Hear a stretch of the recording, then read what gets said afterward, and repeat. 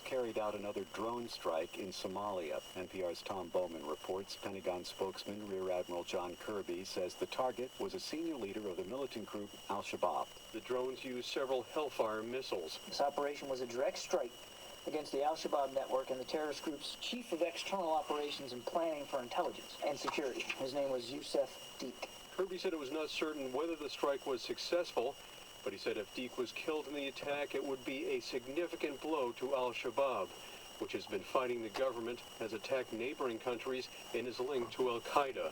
This is the latest U.S. drone attack on Al-Shabaab. In December, a drone strike killed the group's chief of intelligence and security, who was responsible for several suicide attacks in Mogadishu. Tom Bowman, NPR News, Washington.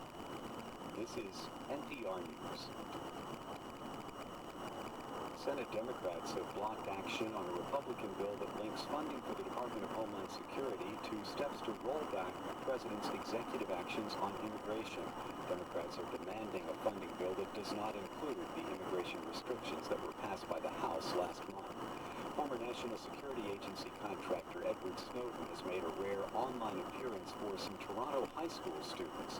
Dan Carpinchuk reports Snowden answered questions via a video link from Russia. Snowden criticized Canada's new proposed anti-terror legislation, and he warned the Toronto students that the world should be extra cautious when governments try to pass new security laws under the guise of defending against terror threats.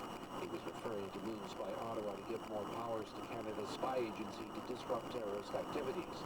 Snowden cautioned that it could be the setting up of a new secret police, and that's cause for concern, he said, because that process is very easy to begin, but once those powers get rolling, they're very difficult to stop. Civil libertarians and others like Snowden are concerned that proposed anti-terror laws do not include more oversight of Canada's spy agency. For NPR News, I'm Dan Carpinchuk in Toronto. The price of oil surged 7% today, a possible sign, analysts say, that the long downward slide in crude oil prices could be coming to an end. Energy stocks rallied sharply, and they led the overall market higher as well. The Dow closed up 305 points. I'm Craig Wyndham, NPR News in Washington. I'm Matt Wiesner from CPR Classical, and this is music by Joseph Haydn, the Austrian composer known as the father of the symphony. He laid the foundation for all symphonies to come.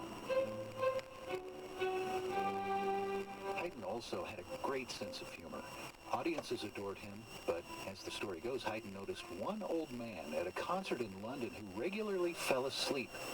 So in his Symphony No. 94, he snuck in a surprise. One loud chord in the middle of an otherwise